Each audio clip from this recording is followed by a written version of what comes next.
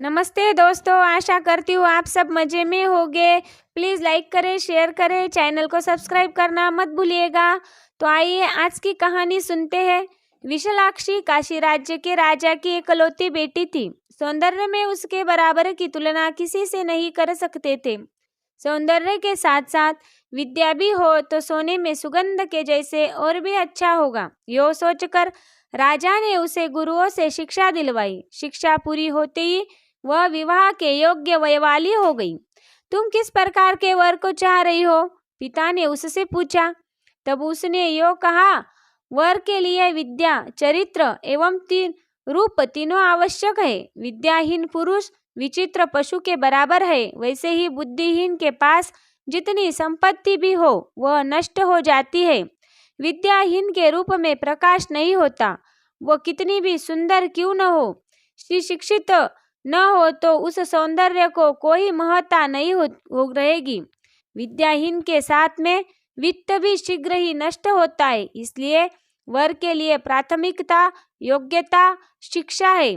चरित्रहीन व्यक्ति पढ़ा लिखा सुंदर और धनवान होने पर भी बेकार है। चरित्र पर ही व्यक्ति का मान सम्मान निर्भर रहता है। अतः चरित्र के लिए द्वितीय स्थान दिया जाता है। मनुष्य को देखते ही आकर्षित करने वाला अंश सौंदर्य है। आयोक्ति है कि यहाँ सौंदर्य होगा वहाँ गुण भी होगा, इसलिए रूप के लिए तृतीय स्थान है। चौथा है संपत्ति। कहा जाता है कि धन मूलम इदम जगतम। ऐसा कोई व्यक्ति नहीं होगा जिसने यह कहावत सुनी नहीं होगी। चाहे अच्छा काम हो या बुरा काम, आज के संसार में धन ही प्रधान अंश है। यह आप भलीभांति जानते हैं। मैं आपसे क्या कह रही हूँ पिताजी, मैं चाहती हूँ कि वर संपत्तिवान भी हो। आपका निर्धन दामाद होना आपके लिए शोभादायक नहीं है ना। वैसे ही कहा जाता है कि कन्या वरते रुपये, अतः वर सुंदर भी होना चाहिए। मेरे मन में जो बात है उसे मैं कर दी, बाकी आपकी मर्जी, विशालाक्षी ने कहा। राजा को उसकी बातें काफी अच्छी लगा कि वे कठोर सत्य है। पहले से ही लड़की के प्रति उसके हृदय में असीम प्रेम एवं आसक्ति थी। ऊपर से वह खूब पढ़ी लिखी सौंदर्यवती थी। पिता ने निर्णय लिया कि उसके लिए योग्य वर को ढूंढना है, लेकिन उसके मन में शंका भरी हुई है। स्त्रियां सर्वगुण संपन्न होती है, लेकिन पुरुषों में वैसे बहुत कम गुण होते हैं। उसमें भी अविवाहितों में और भी कम होते हैं। विशालाक्षी के लिए क्या मैं योग्य वर को ढूंढ सकता हूँ? फिर भी खुद मुझे अपना प्रयास जारी रखना है। प्रयास में तनिक भी कमी होनी नहीं चाहिए। यह सोचकर अपने दूतों को विविध देश भेज दिया। राजा प्रयासरत थे। इतने में एक शाम राजकुमारी अपनी सखियों को साथ लेकर पालकी में बैठकर केदारेश्वर की पूजा करने निकली।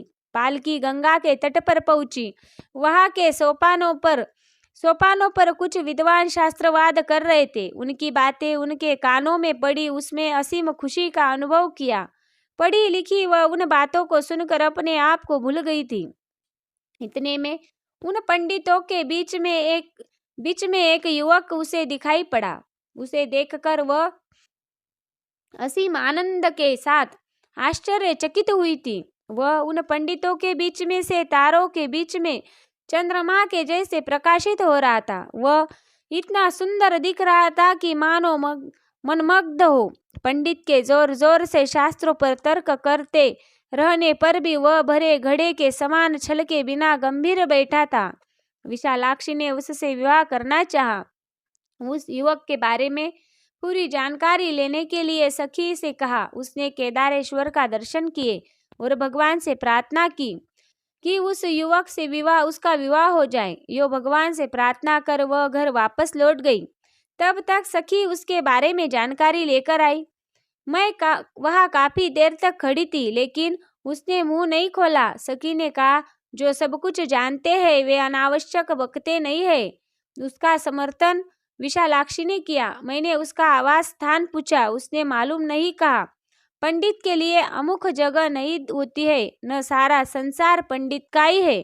विशालाक्षी ने समर्थन दिया। पूछा था, क्या पढ़ा है? उसने कहा था, मालूम नहीं, मुझे भटकाने के लिए ही ऐसा कहा होगा। वह हंस दी। आखिर में प्रश्न किया, आपका नाम क्या है? हमारे गुरुजी हमें शास्त्री पुकारते हैं, उन्होंने कहा। वो ओहो। तदनंतर वह आगे और पूछने का अवसर नहीं देते हुए उठकर चले गए। बड़े लोग उनके बराबर के लोगों के अलावा और किसी से खुलकर बात नहीं करते। तुम यह समझे बिना उसे पागल समझ रही हो। यो कहकर विशालाक्षी ने उसे भेज दिया। हमारी बेटी किसी से प्रेम करती है, उससे विवाह करना चाह रही है। यह बात उसकी सखी के द्वारा उसके माता पिता को पता चली। माता पिता ने पूछा, उसमें विशेष क्या है? विशालाक्षी ने उसे देखकर उसके रूप की काफी प्रशंसा की। इतने दिन मैंने अनावश्यक ही श्रम किया। विश्वनाथ जी ने मुझ पर दया करके उन्हें दिखाया। गांव के पास में वर को देखकर दूतों को कितनी दूर भेजा था, यो सोच रहे थे। अब और देरी न करते हुए जल्दी ही उन्होंने अपनी बेटी का विवाह उससे संपन्न किया। विवाह होने के बाद विशालाक्षी को अपने पति के बारे में कई विषयों की जानकारी हुई। वह देखने में सुंदर ही नहीं, लेकिन बुद्धिहीन है। कल जो पढ़ा था उसकी याद आज नहीं रहती। संसार का ज्ञान बिल्कुल ही शून्य है। विवाह क्यों, किस लिए, वह बिल्कुल नहीं जानता था। बुद्धिमान और अकल वालों की भी गलतियां करते हैं। यह बात सच निकली। विशालाक्षी के भाग्य को लेकर भाग्य को कौन बदल सकता है? भविष्य में कुछ भला ही होगा, इसी आशा से उसने परिस्थितियों से समझौता कर लिया। जीवन का सामना करने का निर्णय लिया। अपने पति की कमजोरियों को माता पिता न जाने, इसका बखूबी प्रबंध किया। थोड़े समय के बाद पिता गुजर गए। उन्हें पुत्र संतान न होने के कारण, विशालाक्षी इकलौती बेटी होने के कारण किशुंक शास्त्री को राजा बना दिया गया। लेकिन थोड़े समय में ही उसकी बुद्धिहीनता के बारे में मंत्रियों एवं प्रजा को मालूम पड़ा। वे सोचने लगे कि ऐसा व्यक्ति राजा बनकर बैठने योग्य नहीं है। इतने में शत्रु राजाओं ने युद्ध की घोषणा कर दी। वे सभी पहले विशालाक्षी को चाहकर वंचित हुए राजा थे। वे सभी एकत्रित हुए थे। भानुमति उन पर विजयी होना असंभव मानकर पति को साथ लेकर शत्रुओं से बचकर भागना चाह रही थी। किले के रहस्य जानने के लिए विशालाक्षी ने पुस्तकें मंगवाई थी। उसको काम आने वाला ग्रंथ शीघ्र ही मिल गया। उसमें जो बात लिखी हुई है उसके अनुसार किले से भागने का जो गुप्त द्वार है उसे पहचान कर घोड़े, मूल्यवान रत्नों एवं पति को साथ लेकर विशालाक्षी निकल गई थी। पति के सौंदर्य एवं शुभ लक्षण तो है, लेकिन इसके अलावा वह संसार के बारे में कुछ नहीं जानता था। घोड़े पर सवार करना तो अलग बात है, घोड़े पर बैठने के लिए भी वह डरता था। घोड़े को धीमी से चलाने पर भी वह डर के मारे चिल्लाते था। उसे धीरज बांधाते हुए किसी न किसी प्रकार गुफा को पार कर उसने जंगल में प्रवेश किया। वे आटे में चीनी मिलाकर खाते थे। वे एक पर्वत के शिखर पर पहुंच गए। घोड़े से उतरने पर रात में हिंसक जानवरों से खतरा मोल लेना पड़ेगा, यो सोचकर वो घोड़े से उतरे बिना धीरे से चलाते हुए सफर करने लगे। इतने में सिंह की चिंगाड़ सुनाई पड़ी। घोड़ा डर गया। विशालाक्षी के लगाम को काफी कसकर खींचने पर भी वह रुके बिना अत्यंत तेज से दौड़ने लगा। उसका पति घोड़े पर से नीचे गिर गया। विशालाक्षी काफी प्रयास करने पर भी घोड़े को रोक नहीं पाई। आंखों के सामने ही भयंकर दुर्घटना घटने पर भी पति को पार कर काफी दूर दौड़ने के उपरांत घोड़ा रुक गया। वह दुखित हुई थी। वह पति की मारी हुई अभागिनी है। बाकी विषयों को छोड़े तो वह काफी भला मानस था। सोचने लगी कि वह पापीन है। पहली बार जब देखा था तब विविध प्रकार के ऊहा-पोहा में रहकर उसे विवाह करने तक सो नहीं पाई। उस शादी की वजह से ही उसे इस प्रकार की मृत्यु प्राप्त हुई। स्वयं की वजह से ही उनका निधन हुआ। इस जन्म में उसे सुख का अनुभव करने का भाग्य नहीं है। जीना किस लिए? इससे मरना भला है। जो निर्णय लेकर फांसी तैयार कर सिर को घुसाया। लेकिन विचित्र है, कि विश्वास नहीं कर पाने के जैसे उस क्षण में उसे जबरदस्त नींद आ गई। उस नींद में ऐसा स्वप्न देखा था जो सच सा लगा। उस स्वप्न में एक स्त्री दिखाई पड़ी और कहा, बेटी बेटी मरो मत, तेरी भलाई इसी में होगी, मेरी बातों पर विश्वास रखो, आत्महत्या का प्रयत्न छोड़ दो। यो कहते हुए उसी और काफी दया और दृष्टि से देखा। इतने में वह जग गई। स्वप्न में दिखाई पड़ी देवी को ढूंढने लगी, लेकिन वह कहीं भी नहीं दिखाई दी। ठीक है, मैं इस प्रकार के स्वप्न अक्सर देखती रहती हूँ। शुभ हो या अशुभ हो, समय ही निर्णय करेगा। फिलहाल आत्महत्या का प्रयत्न छोड़ दूंगी। यो सोचकर वह फिर घोड़े पर चढ़कर जो मार्ग दिखाई पड़ा उस मार्ग पर चलने लगी। वह मार्ग कहाँ जाएगा वह नहीं जानती थी। तेज धूप थी, शरीर से पसीना निकल रहा था, प्यास से गला सूख रहा था। विशालाक्षी तब पानी को उत्सुकता से ढूंढने लगी। अमृत जैसे पानी से भरा हुआ एक सरोवर उसे दिखाई दिया। उसके किनारे पर शीतल छाया देने वाला वृक्ष और उन पेड़ों पर मधुर गान कर रहे कोकिला और तोते थे। वह घोड़े पर से उतरकर सरोवर में कदम रखकर पेट भर पानी पीकर घोड़े को भी पानी पिलाकर किनारे पर पीपल के पेड़ तक पहुंच गई। पेड़ के नीचे की शीतलता छाया के कारण उसे गहरी नींद आ गई। उसे पता नहीं चला कि कब तक वह वैसे ही सोती रही। आंखें खोलकर देखने पर वह एक बगीचे में थी। उसे आश्चर्य की कोई ठिकाना नहीं रहा। पीपल के पेड़ के नीचे लेटी हुई वह इस बगीचे में कैसी पहुंची? कौन उसे ले आया? क्या वह विशालाक्षी है? यह स्वप्न है या सच? स्वप्न नींद में आता है ना। उसकी आंखें खुली थी। यह दिन है या रात? सूर्य भी नहीं दिख रहा था, चंद्रमा भी दिख नहीं रहा था, लेकिन अच्छी रोशनी तो है। ठीक है, कुछ भी हो, इस फुलवाड़ी में टहलूंगी। यह सोचकर वह टहलने लगी। मनोहर फूल के पौधे थे, फूलों की झड़ियां, फलदार वृक्ष व फुलवारी काफी सुंदर एवं आह्लाददायक थी। लेकिन जिस मार्ग से वह आई वह मार्ग दिखाई न दे रहा था। उस उपवन में जितना टहले उतना आनंद ही आनंद है, न कि थकान। एक पेड़ पर एक विचित्र फल दिखाई दिया। उसने उसे खा लिया, बस भूख और प्यास मिट गई। उसी प्रकार का एक और फल दिखाई दिया, उसे तोड़कर छुपा लिया। और एक शाखा पर विचित्र फूल दिखाई दिया, एक ही फूल था। उसकी महक इतनी नहीं थी, उसने उसे तोड़कर छुपा लिया। उसे और थोड़ी दूर चलने के उपरांत एक मंदिर दिखाई दिया। सोना, रत्न और मानिकों से उसका निर्माण होने के कारण वह भावपूर्ण था। वह उधर चल पड़ी। उस मंदिर में मंडप में वीणा वादन करने वाली एक स्त्री बैठी हुई थी। उसने विशालाक्षी को बैठने के लिए इशारा किया। विशालाक्षी उस देवी को नमस्कार कर बैठ गई। उसने बहुत अच्छी तरह संगीत का आलाप किया। विशालाक्षी भी संगीत सीखी हुई थी, इसीलिए उसके प्रति उसमें प्रेम उमड़ आया। यही नहीं, उसने जिन स्वरों का आलाप किया वे अत्यंत अद्भुत स्वर है। संगीत की विदुषी कहलाने वाली विशालाक्षी को भी उसका संगीत अत्यंत अद्भुत लगा। उसका नाम वीणावती है। उसे पता चला कि उसने तुम्बुर के पास संगीत सीखा था। हर दिन वह विशालाक्षी पर कृतियों का आलाप करती थी। उस गान माधुर्य से परवश होकर विशालाक्षी नींद में डूब गई।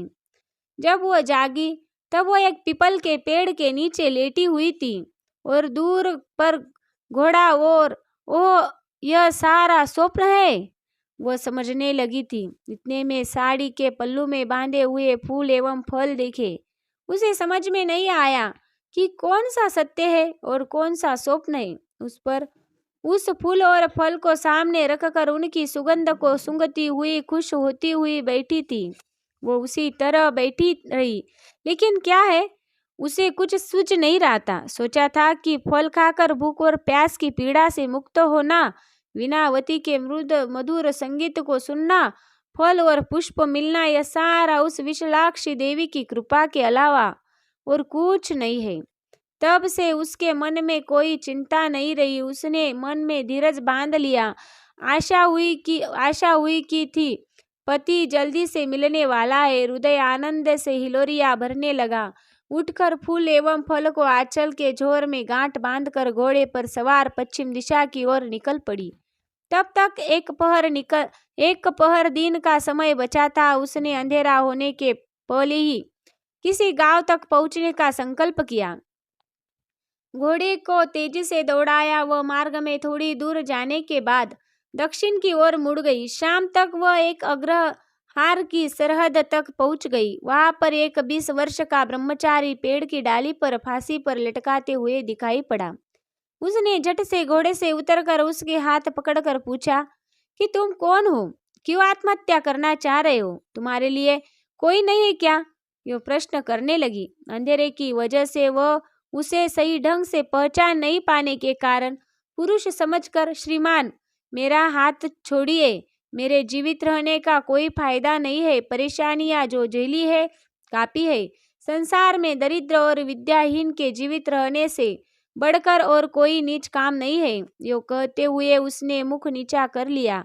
हे विप्र, उच्च जन्म है तुम्हारा। गरीबी के कारण मरने की कोई आवश्यकता नहीं है। अपना वृत्तांत बताओ, मैं तुम्हें धनवान बनाऊंगी। विशालाक्षी ने कहा। उसने अपने पराधीन जीवन का विवरण दिया और विशालाक्षी का मन पिघल गया। वटुआ, यह फल महिमान्वित फल है। काफी दिन होने पर भी वह जैसा का तैसा रहता है, सूखेगा नहीं। इसे जो खाते हैं उन्हें भूख और प्यास नहीं लगती। इसे जो लेकर अपने राजा को देना, वह तुम्हें अवश्य धन देगा। सुख से जियो। यो कहकर भीम शर्मा नामक उस प्रिय विप्र को अपने पास जो फल था दे दिया। उस रात को अग्रहार में गुप्त रूप से एक जगह पर सोई थी। तड़के उठकर फिर सफर करने लगी। वह मार्ग में पूर्व की ओर चली। दोपहर तक सफर किया। तेज धूप होने के कारण थोड़ी देर विश्राम लेने के लिए सोचकर एक पेड़ के नीचे घोड़े को बांधकर परिसर में टहलने लगी। वहां की विशिष्टताओं को देखने लगी। इतने में एक बूढ़ा ब्राह्मण आंसू बहाते हुए अपने 10 बच्चों को साथ लेकर आते हुए दिखाई दिया। उसका दीन मुख देखकर, श्रीमान आपका नाम क्या है? कहाँ से आ रहे हो? कहाँ जा रहे हो? यह लड़की कौन है? यो पूछे बिना नहीं रह पाई। उसने अपनी कहानी यो सुनाई। अम्मा, हम विदर्भ देश में के हैं। मेरा नाम कृष्ण शर्मा है। ये बच्चे मेरे बच्चे हैं। मेरी पति प्रसव में व्याधिग्रस्त होकर हाल ही में चल बसी। देखभाल करने के लिए कोई स्त्री नहीं है। इन बच्चों से काफी परेशानी हो रही है। मैं अत्यंत गरीब हूँ। भिक्षाटन करने जीविका चलाता हूँ। अब हमारे देश में अकाल तांडव नृत्य कर रहा है। भीख भी नहीं मिल रही। कहीं चले जाने से भीख मिलेगी, इसी आशा से इस देश को छोड़कर निकल पड़ा हूँ। 2 दिन से खाना नहीं खाया। ये बच्चे भूख को सहन नहीं कर पा रहे हैं। यो कहकर उसने लंबी सांस भरी। इस बोझ को सहन न करने के कारण मर जाना अच्छा समझा। तुम दयामयी सी लग रही हो, उदांत महिला सी लग रही हो। मेरी थोड़ी सी सहायता करो माँ। यो उस दिन ब्राह्मण ने प्रार्थना की। वह उसके दुखपूर्ण वृत्तांत को सुनकर बहुत चिंतित हुई। उसका हृदय करुणा से पिघल गया। ऐसे गरीब व्यक्ति की सहायता करने के अलावा और कोई अच्छा काम नहीं होगा। यह सोचकर विशालाक्षी ने महिमामय उस पुष्प को उसे देकर, वो ब्राह्मण, यह परिजात सुधारण पुष्प नहीं है, अत्यंत विशिष्ट पुष्प है। उसे बाहर रखने से उसकी महक 8 मील तक फैल जाती है। इतने दिन होने पर भी यह पुष्प मुरझाया नहीं है। तुम्हारे प्रति तरस आकर तुझे इसे दे रही हूँ। यो कहकर उस विचित्र पुष्प को उसके हाथ में रखा। हे माँ, इस पुष्प से मैं क्या कर सकता हूँ? मुझे क्या चाहिए? मात्र 2 वक्त का खाना, इस गरीब ब्राह्मण ने कहा। इसे लेकर जाकर तुम्हें तुम्हारे कुटुंब का सदा जो पोषण करेगा उन्हें दे देना। तुम्हारी समस्या का हल होगा। उसने कहा। वह उसे नमस्कार कर कृतज्ञता ज्ञापन कर विदा हो लिया। वह फिर घोड़े पर चढ़कर सफर करने लगी। वह मार्ग में थोड़ी दूर जाकर पूर्व की ओर से उत्तर की ओर मुड़ी। विशालाक्षी ने इस मार्ग को पहचान कर कहा, ओ यह मार्ग फिर उत्तर की ओर ही जाएगा। इस तरह जंगल के अलावा गांव नहीं है। मेरे पति कहाँ पर है पता नहीं चला। स्वप्न में देवता के कथन पर विश्वास कर इस प्रकार भटकती रही हूँ। पीछे मुड़कर और एक मार्ग पकड़ लूं या इसी मार्ग पर चलूं? यह थोड़ी देर सोचकर आखिर में उसी मार्ग पर चलने का निर्णय लेकर आगे बढ़ी। शाम तक सफर करने पर एक गांव भी नहीं दिखाई दिया। तब वो दुखित हो गई। यह जंगल है, यहाँ जरूर हिंसक जानवर होंगे, इसमें रात कैसे काटूं? फिर वह तो प्राण त्यागने के लिए तैयार है, उसे हिंसक पशुओं से डर क्यों? यह सोचकर अपने को संभाल कर फिर आगे बढ़ी। वहां पर पशुओं का रंभाना सुनाई पड़ा, इसलिए उसने सोचा कि निश्चित ही वहाँ कोई गांव होगा। विशालाक्षी उधर चल दी। वहाँ जनजाति के लोग रहते थे।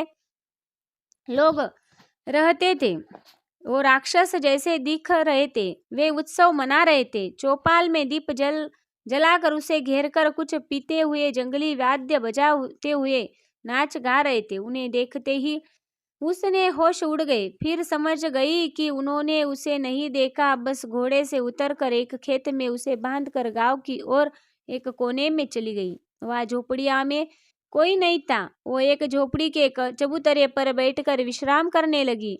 थोड़ी देर बाद एक स्त्री वहां पहुंचकर जनजातीय भाषा में उससे कुछ पूछ रही थी। उस भाषा को न जानते हुए भी जानने के जैसे मैं तो परदेसिया बढ़िया हूँ, रास्ता भटक गई, इधर चली आई, सुबह चली जाऊंगी, कहा। वह विशालाक्षी की बातें न समझ पाने के कारण ओ वन देवी यहाँ आकर हमारे चबूतरे पर बैठी है, यो चिल्लाते हुए वह जहाँ दीप जल रहा है उस चौपाल की ओर दौड़ी थी। वह उस बूढ़ी की चिल्लाहट को सुनकर शराब पीते हुए नाचने गाने वाले सभी वनवासी उनकी बातें सुनकर चलो चलो कहते हुए विशालाक्षी जहाँ पर बैठी थी उस झोपड़ी की ओर चल पड़े। उसे देखकर उसने प्राण पखेरु उड़ गए। इतने में उसे एक उपाय सूझा। बाल बिखेर कर सिर पर भवानी चढ़ने के जैसे इधर उधर झूमती हुई नाचने लगी। पहुंचे हुए वनवासी उसके साथ कदम बढ़ाते हुए नाचने लगे, डफला बजाने लगे। थोड़ी देर बाद वे डफला बजाना और नाचना बंद कर उनकी मनौती करते हुए, देवी तुझे बलि देंगे, शरबत पिलाएंगे, शांति से हमारी देखभाल करो, हमारे मंदिर में आना, यो प्रार्थना करने लगे। लेकिन विशालाक्षी जिधर दीप जल रहे उस चौपाल की ओर दौड़ी। मंदिर कहाँ पर है मालूम न होने के कारण डफला बजाते हुए पद गाते हुए उसका अनुसरण किया। गाल मारते हुए नमस्कार करते हुए चौपाल के पास पहुंच गई। उन सभी से नाचना डफला बजाना रोकने के लिए इशारा किया। औरतों ने बातें करना बंद नहीं किया।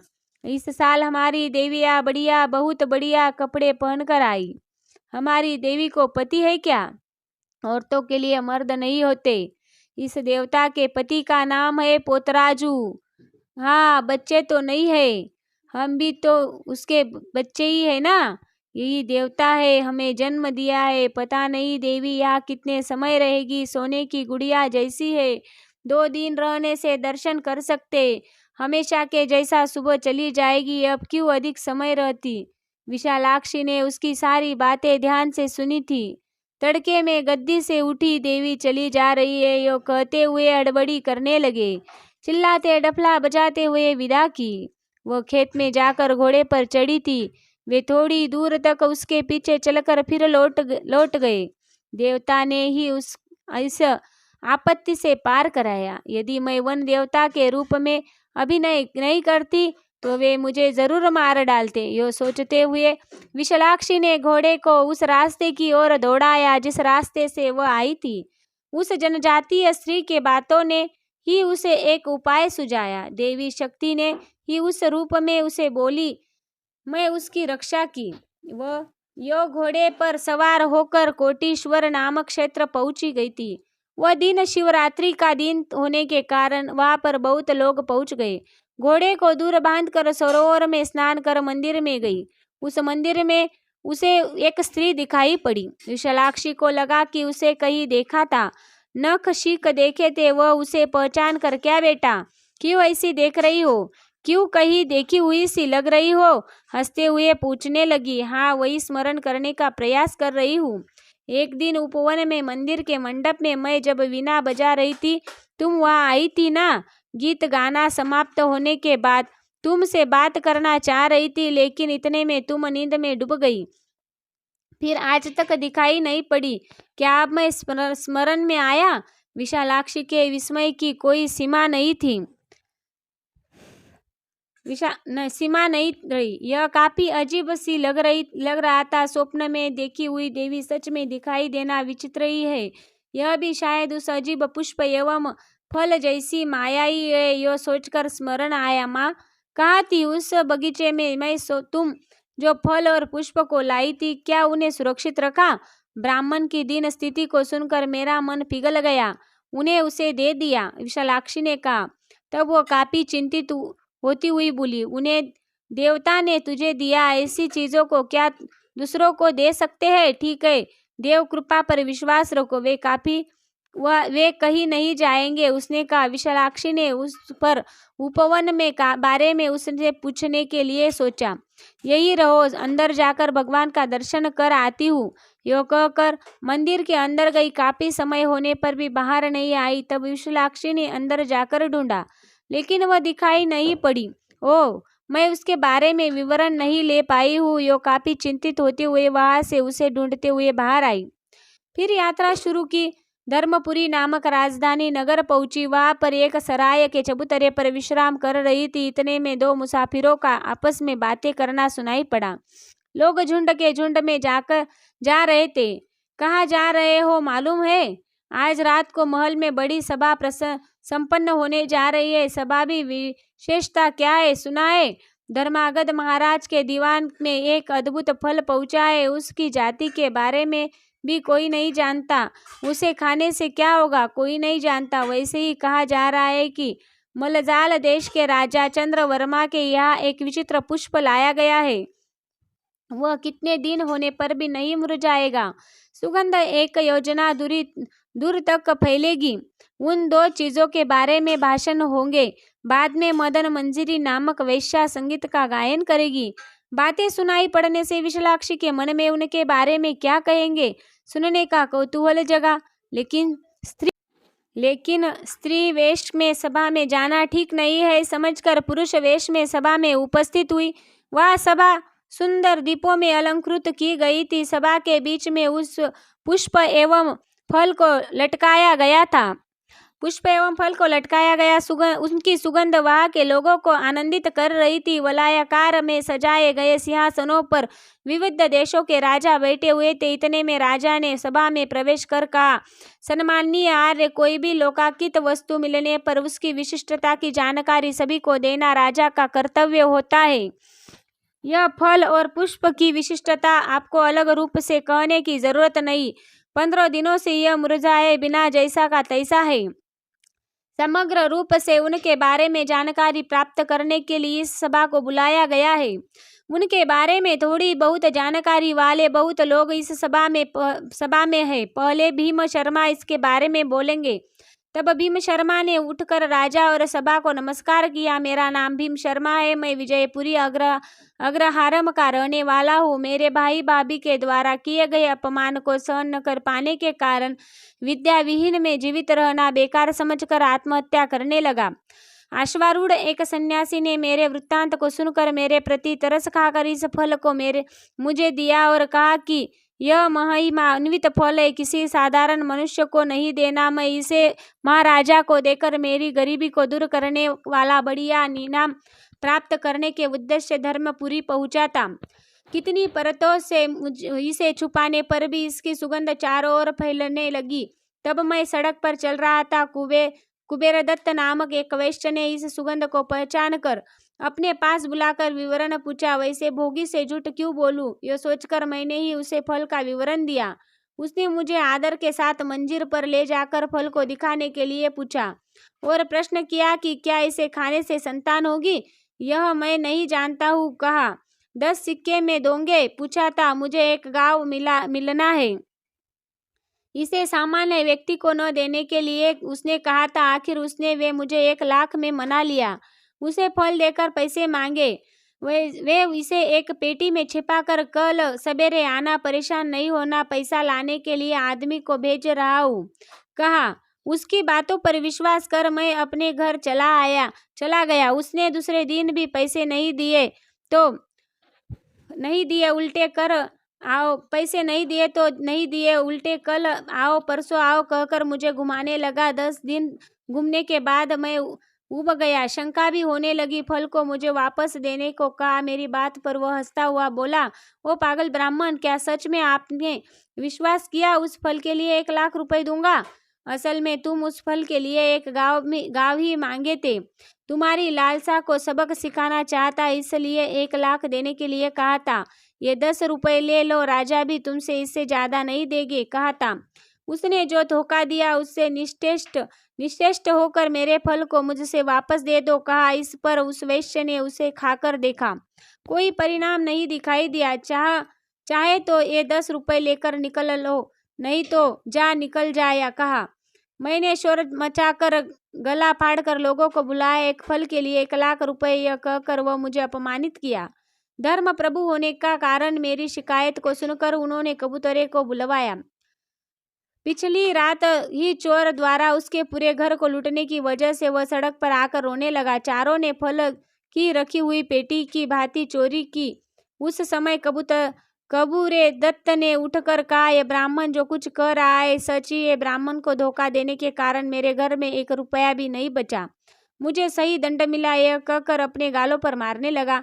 बाद में मैं राजा की आज्ञानुसार हाथ बांधकर सभा में पेश किए गए। चारों नायक बोला, ये महान कुबेर दत्त के घर को लूटकर यथा दत्त इस गांव के निपुणिक को स्वर्णकार के पास ले गए। उसने हमारे सामने ही सभी पेटियां खोलकर उनमें रखी सारी चीजों को दिखाया।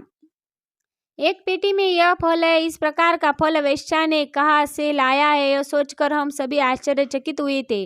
निपुणिक ने उस फल को मांगा तो उसने उस फल को दे दिया, हम यही जानते हैं, कहकर बात पूरी हुई। तब निपुणिक उठकर बोला, हे महोदय, इस फल को 2-3 दिन आने के पास रखकर बाद में इस प्रकार के फल को मैं खाऊं तो क्या प्रयोजन होगा? यह सोचकर वैश्या तारावली को प्रेम से दे दिया, कहकर बैठ गया। तारावली ने इस फल की महिमा से बेहद खुशी से उसे खाए बिना हमारे मकान में गेंद के जैसे लटकाया। इतने में राजा के सैनिक उस फल को ढूंढ रहे थे। खबर मिली तब उसे यही पर रखने से बहुत बुरा हाल होगा। यह सोचकर उस फल को कहीं फेंकने के लिए दादी कहने के कारण मैंने डर के मारे उसे एक पेटी में रखकर किसी कंदरा में फेंककर आने के लिए रात में दादी को दे दिया। बाद में क्या हुआ मैं नहीं जानता हूँ, कहा। राजा सैनिक ने दादी को सभा में प्रवेश कराया। थरथर कांपती हुई मैं उस फल को रखी हुई पेटी में सिर पर रखकर गड्ढे की ओर जाते समय मार्ग में रहे प्रिय को देखने उसके घर गई तो उसने पूछा कि उस पेटी में क्या है। उसने उस अद्भुत फल की काफी प्रशंसा की और मेरे मन में उसके प्रति जो प्रेम था उसकी प्रशंसा की। मैंने सुबह ही मेरी स्वामी न तारावली के पास आकर उस फल को गड्ढे में फेंक दिया। उसने कहा, प्रिया ने कहा, मुझे इस विशिष्ट फल को खाने से भी क्या लाभ, दुकान में ले जाकर बेचने से अधिक मूल्य मिलेगा। यह सोचकर इस फल के पीछे कपट को जाने बिना ले जाते वक्त उसकी सुगंध चारों ओर महक उठी। लोग मक्खियों के जैसे इकट्ठा हुए। इतने में राज सैनिक ने आकर मुझे बंदी बना लिया। उसने कहा, सभी सदस्यों ने तालियां बजाकर अपने आश्चर्य को व्यक्त किया। तब महाराज सभा को संबोधित कर बोले, अब आप लोग अद्भुत पुष्प के बारे में सुनेंगे। उस बात को सुनकर एक ब्राह्मण उठ खड़ा हुआ।